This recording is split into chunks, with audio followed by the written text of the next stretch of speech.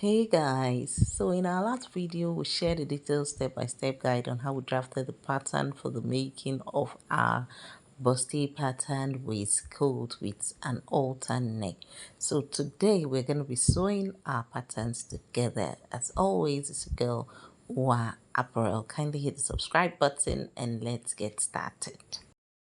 So on my table is the fabric cut out for the front and also for the back of our waistcoat. I also did cut out the lining piece as well. Okay, so I have that of the front and the back fabric. So you can see me making a notch on that portion there for the back. Okay, so this will help me identify the portion that requires the stitching of the darts. I'll go ahead now to remove my pattern paper, and then you can see me ironing my interfacing on my fabric. I would also be doing this for the lining piece as well.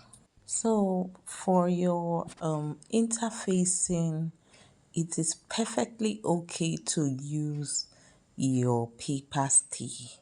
Okay, so for both the lining piece and the actual fabric, you could use your paper stay, but for this particular tutorial video I used my paper stay, my gum stay, and my wording. I wanted to see what it would look like if I used wording. Okay, and I loved the final feel. It felt very thick.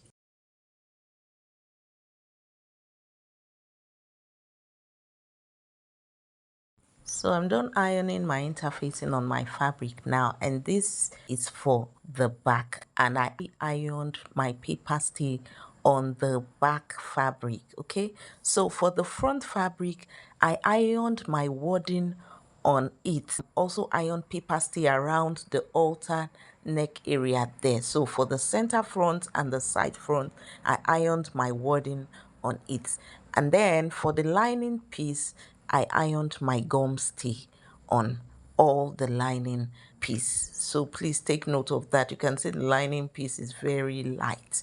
It is because I ironed my gum stay. It's actually a very light fabric. Okay, and so first I'm going to be stitching around the dart portion for the back. This I'll be doing for both the actual fabric and also for the lining piece. Okay, so I'll go ahead now to stitch that, and then I would also be holding together the side front and the center front with my pins, as you can see me do right now.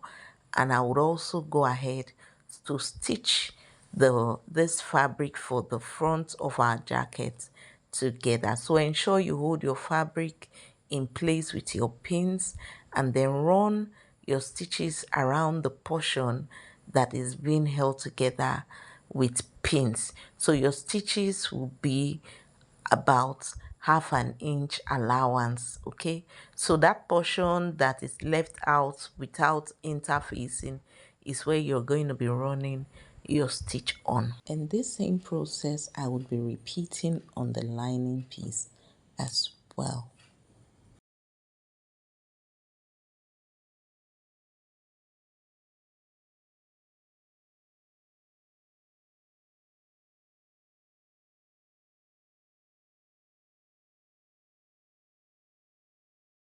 So now that we are done stitching the center front and the side front together, this is what it is looking like.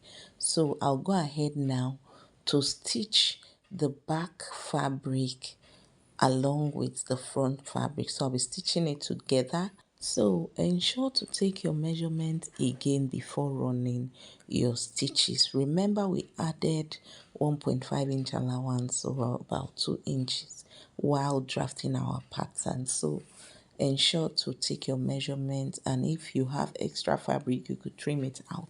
So after stitching, this is what we have. It's looking very neat and beautiful already. So after stitching on the sides. You could see me trimming out a portion there around the armhole area that was longer a bit, so it's fine to do that. So next, I'm going to be placing the lining piece on the main fabric, the right sides facing each other like so, and then I'll go ahead to run my stitches around all the sides as you see me indicate with my finger. So I'm going to be stitching it by, so to stitch we're going to be running by 0.5 inches, and please take note of the portion I'm indicating with my finger. Okay, so I'm going to be stitching around all of this portion by 0.5 inch of allowance, seam allowance, and after stitching I'll come over to show you what it looks like.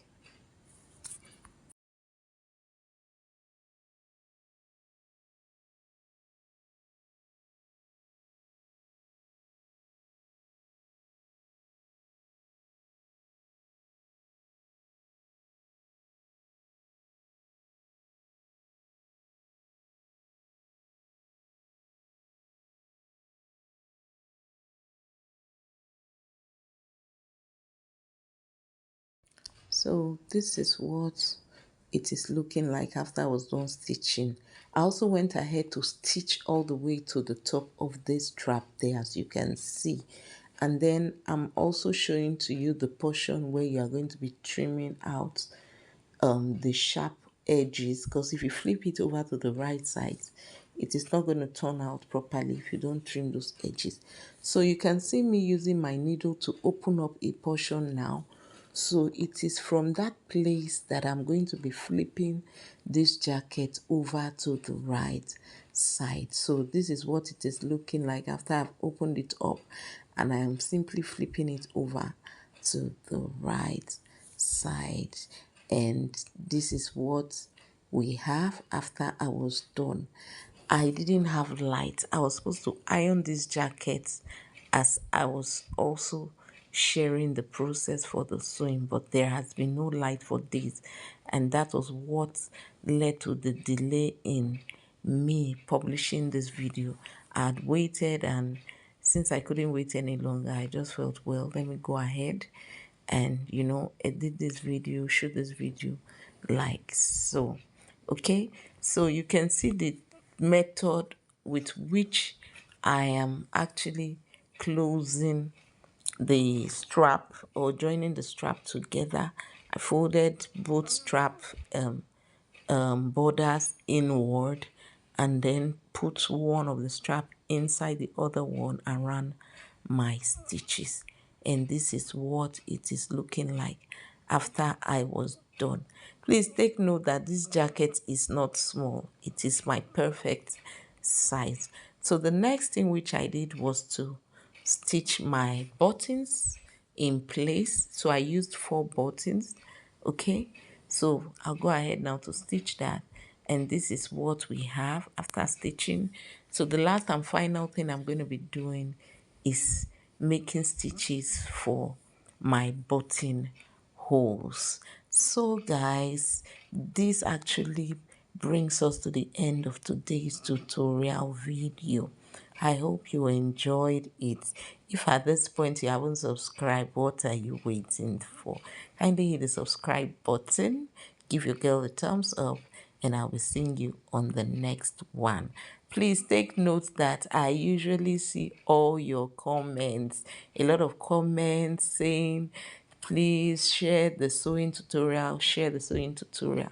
So if this was helpful, kindly leave me comments below, and I will see you on the next one. Until then, it's always your girl, Uwa Apparel.